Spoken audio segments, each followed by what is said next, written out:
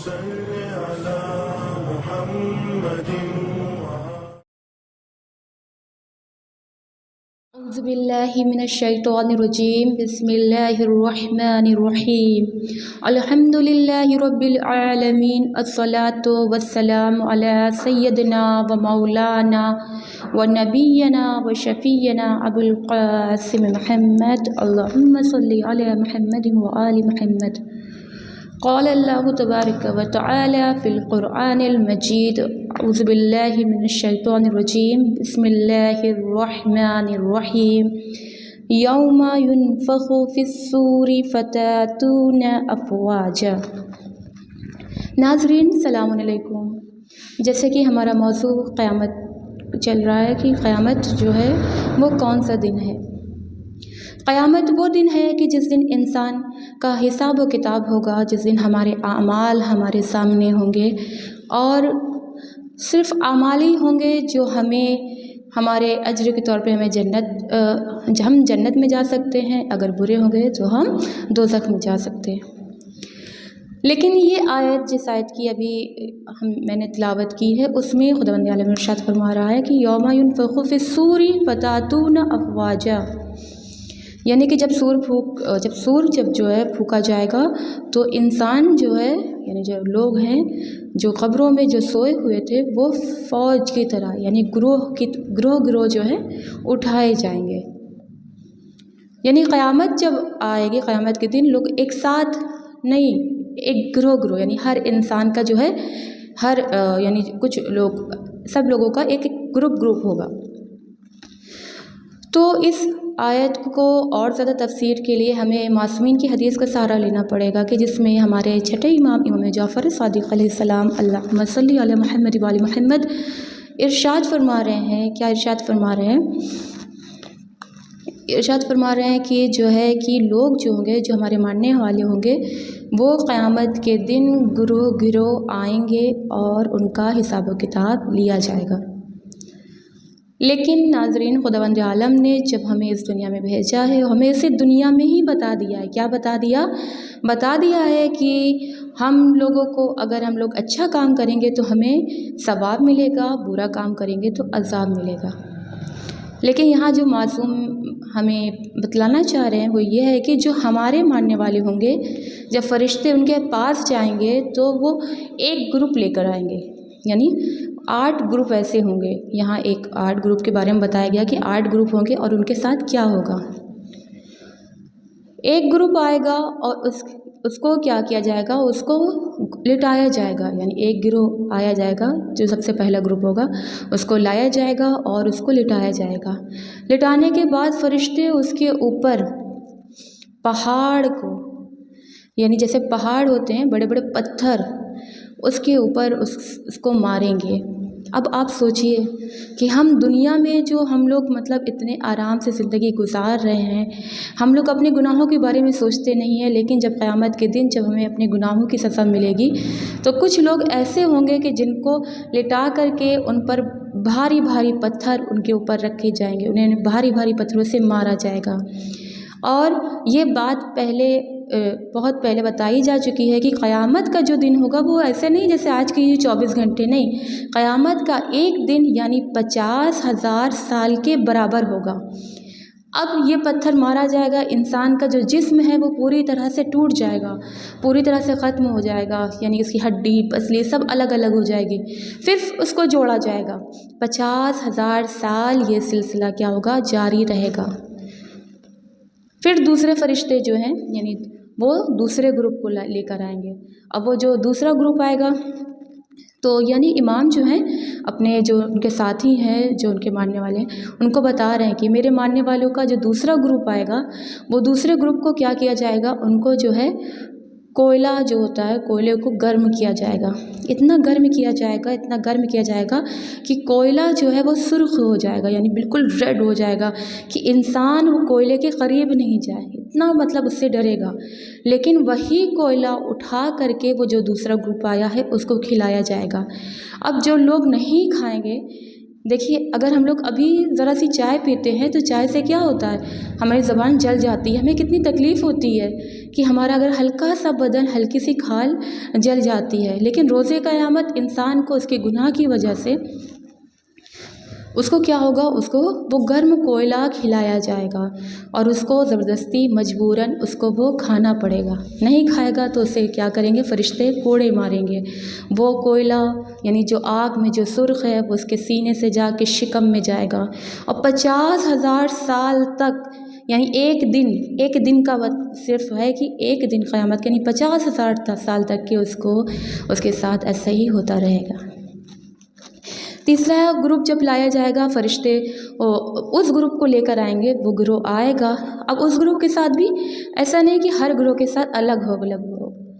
ہر گروہ کا جو ہے الگ الگ گناہ ہوگا اور الگ الگ گناہ کی وجہ سے ان کے ساتھ الگ الگ طرح سے ان کو پنشمنٹ دی جائے گی۔ اب جو یہ تیسرا گروہ آئے گا، یہ تیسرے گروہ کو کیا کیا جائے گا، یہ لوگ کھڑے ہوں گے، ان کے سامنے آگ یعنی کہ جو آگ میں تیل کو اتنا گرمایا جائے گا، صرف تیل نہیں گرمایا جائے گا بلکہ تیل کے اندر لوہا اور یہ لوہا ہے، اسٹیل ہے، یہ ساری چیزیں اس کے اندر اتنی پگھلا دی جائیں گی کہ یہ بالکل پانی پانی ہو جائے گا۔ جب یہ لوہا جو اتنا سخت ہوتا ہے، جب یہ پانی ہو جائے گا، یہ سب بالکل گل جائے گی، وہ تیل بالکل کھول جائے گا، تب یہ گروہ کو جو ہے لٹایا جائے گا، انسان کو یعنی یہ لٹایا جائے گا۔ لٹا جانے کے بعد جو ہے اس کو جیسے بقرعید میں ہم لوگ جانور کیسے ذبح کرتے ہیں، ویسے فرشتے اس کو پکڑیں گے اور اس کا ایک کان زمین کی طرف ہوگا، ایک کان جو ہے وہ آسمان کی طرف ہوگا اور ایک کان میں یہ گرم تیل ڈالا جائے گا،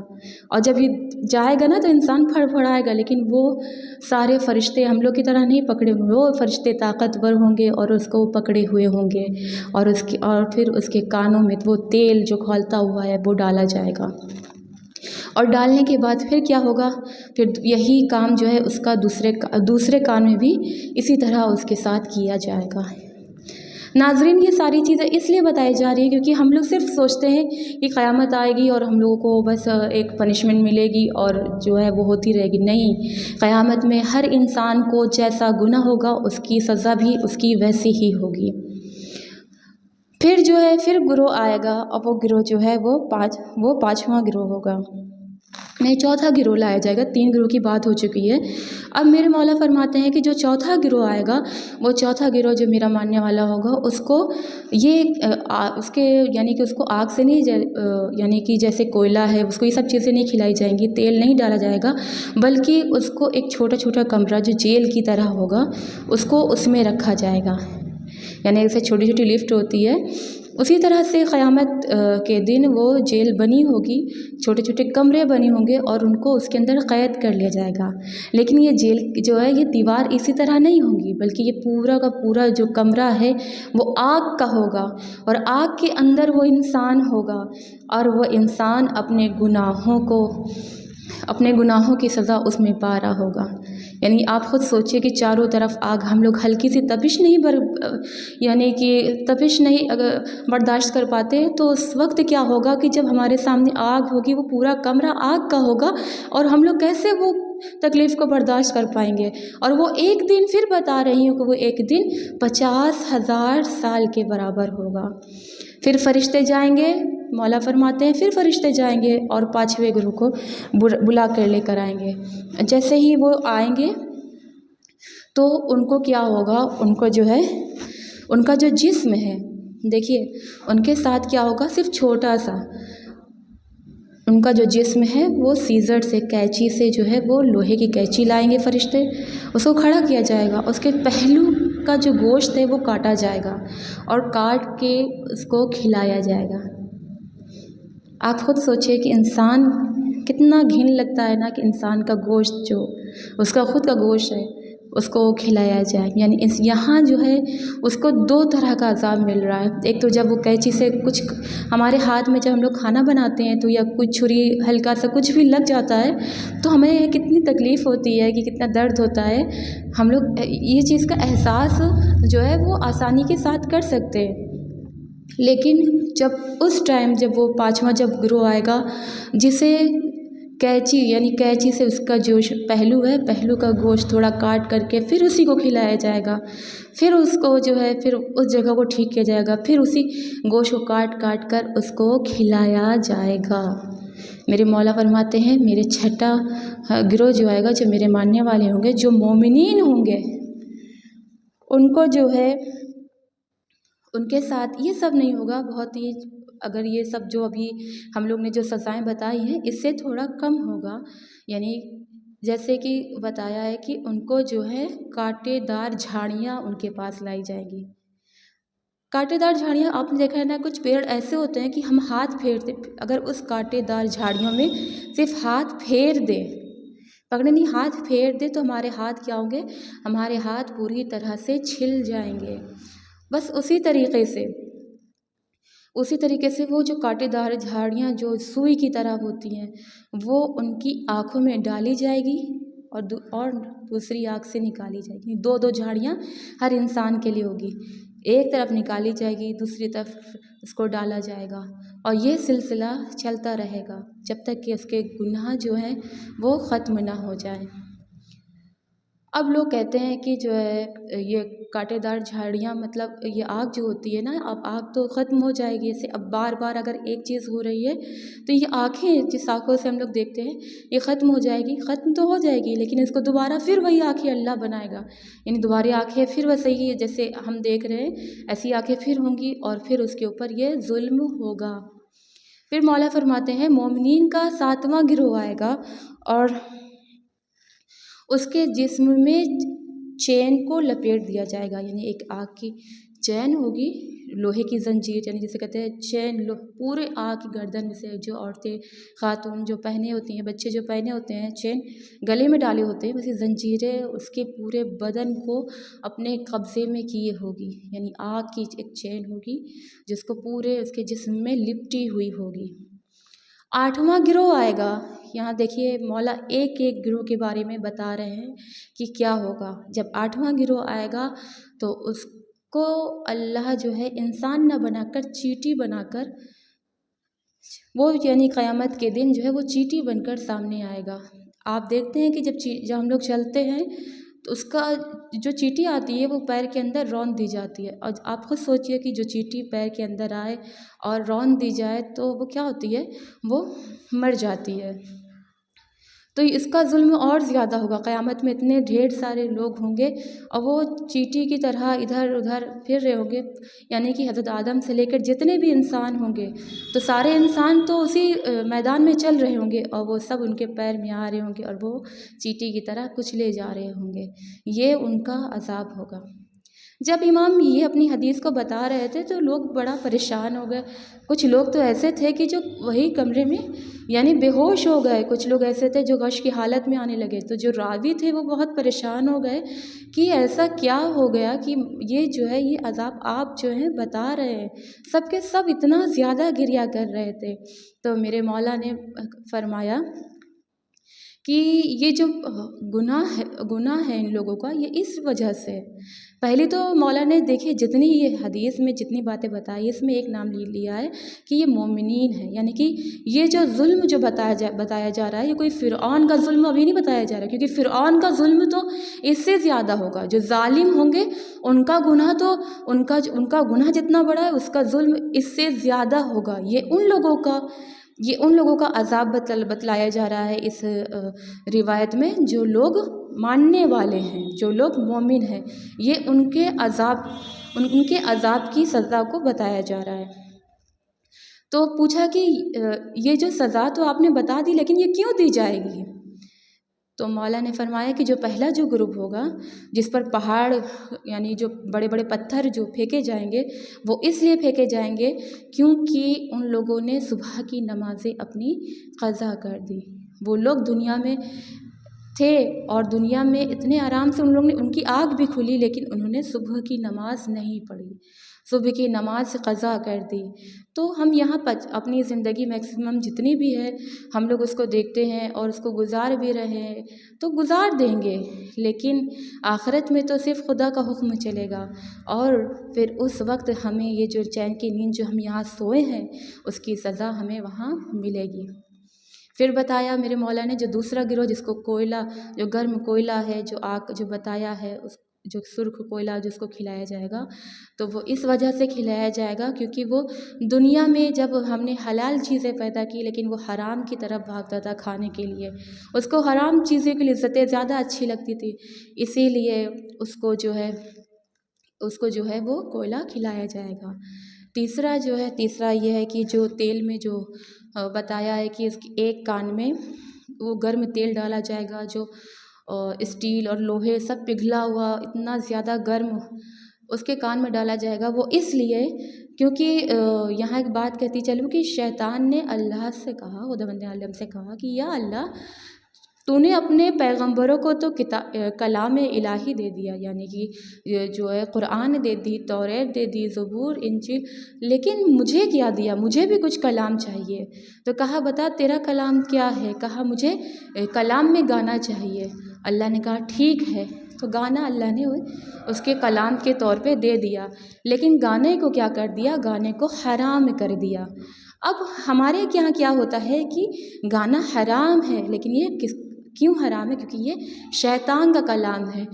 لیکن اب ہمارے گھروں میں اگر شادیاں بھی ہوتی ہیں تو وہ بغیر گانے کے نہیں ہوتی، کیونکہ اگر گانا نہیں ہوگا تو شادیوں میں مزہ کیسے آئے گا؟ کیونکہ ہمیں تو ہر چیز میں لذت چاہیے ہوتی ہے نا۔ کہتے ہیں کہ اگر جس کے گھر میں مطلب ایک سمپل سی شادی ہوتی ہے بنا گانے کے، تو کہتے ہیں کہ لگتا ہی نہیں ہے یہاں شادی ہو رہی ہے۔ ایسی مطلب کچھ خواتین کی ایسی رائے ہوتی ہے، یا انسان کہیں ڈرائیو کرتا ہے تو اس کو لگتا ہے کہ جو ہے ہم کہیں مطلب سفر لمبا ہے تو لاؤ گانا سن لے، یعنی کلام خدا کی جگہ ہم لوگ جو دوسرا جو چیز جو سن رہے ہیں، تو یہ اس کی سزا ہے کہ اس کے کانوں میں جس نے جو سنا ہے اس کے عذاب کے طور پہ اس میں وہ گرم تیل ڈالا جائے گا۔ چوتھا ہے کہ جو جیل میں جو بند رہیں گی، کہا کہ وہ اس لیے کہا کہ کیونکہ ان لوگوں نے پردہ نہیں کیا،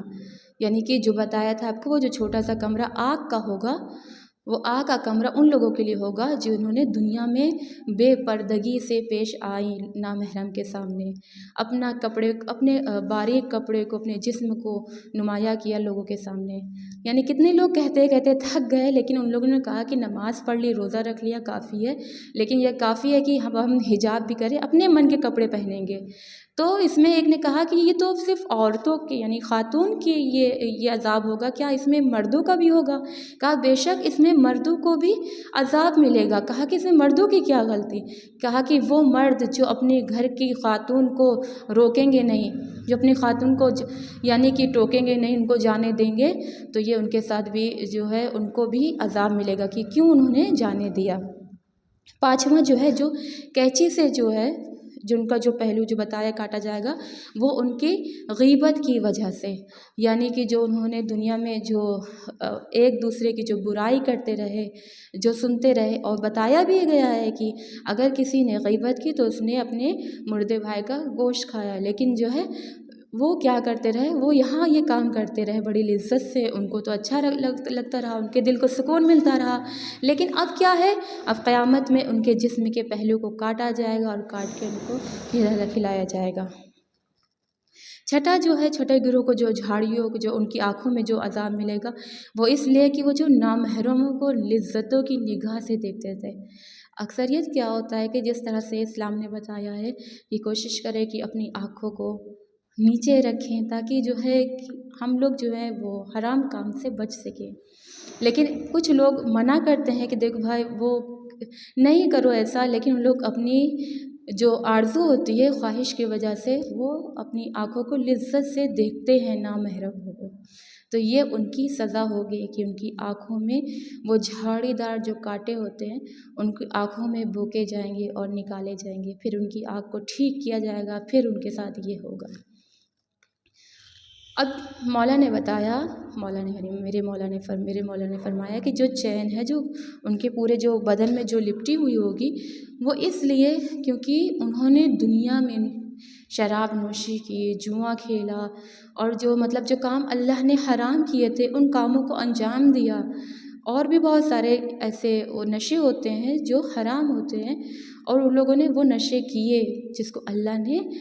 حرام کیا تھا، لیکن انہوں نے اللہ کی باتیں نہیں مانی، اسی لیے ان کے پورے بدن پہ وہ زنجیریں گرم جو آگ کی بنی ہوئی ہیں وہ سب ان کے جسم پر لپٹی ہوئی ہوگی، اور وہ سزا پا رہے ہوں گے۔ یہ سب ایسا نہیں ہے کہ یہ سزا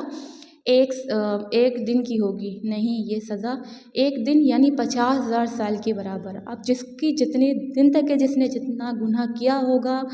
اب آپ خود حساب لگائیے کہ کتنا اس کو ملے گا۔ اب 8واں کیا ہے؟ 8واں انہوں نے بتایا کہ جو یہ چیٹی کی طرح جو بتایا ہے، چیٹی کی طرح جن کو رکھا جائے گا، تو یہ وہ لوگ ہیں جو دنیا میں غرور کے ساتھ چلتے ہیں، غرور کے ساتھ، یعنی ایک گھمنڈ ان کے اندر آ جاتا ہے۔ جب گھمنڈ آ جاتا ہے انسان، یعنی کہ ایک تو قرآن میں ہے کہ بسم اللہ الرحمن الرحیم انا ربکم الاعلیٰ، یہ تو فرعون نے کہا ہے کہ میں خدا ہوں، لیکن کچھ لوگ ایسے بھی ہیں، یعنی لوگوں میں بھی یہ چیزیں کوالٹی جو ہے یہ پائی جاتی ہے کہ وہ لوگ جہاں اگر تھوڑا سا ان کے پاس پیسہ آتا ہے تو وہ لوگ گھمنڈ لوگوں کو گھمنڈ آنے لگتا ہے، صرف پیسے کی وجہ سے نہیں ہے، بلکہ کچھ لوگوں کو تھوڑا سا علم آ جاتا ہے تو وہ لوگ گھمنڈ کرنے لگتے ہیں، یا کچھ لوگ تھوڑا سا اچھا یعنی کہ کوئی